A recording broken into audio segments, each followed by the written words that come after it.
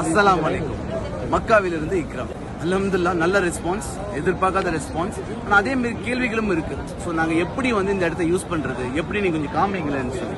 So Haram ஷெரீஃப்லேருந்து உங்களுக்கு காட்டியிருப்பேன். இப்போ நம்ம இடத்த நோக்கி நம்ம போறோம். ஜூம் பண்ணும் அந்த இடத்த.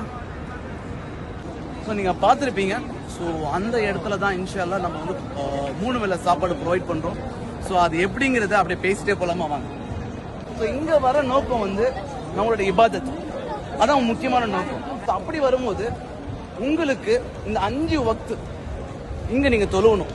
அதுக்காக இந்த ஏற்பாடை பண்ணி வச்சிருக்கோம். ஸோ 3 வேளை உங்களுக்கு சாப்பாடு உங்களுக்கு P4ல ப்ரொவைட் பண்றோம். 5 வேளை நீங்க இங்க ஹரம் ஷெரீஃப்ல தொழுலாம்.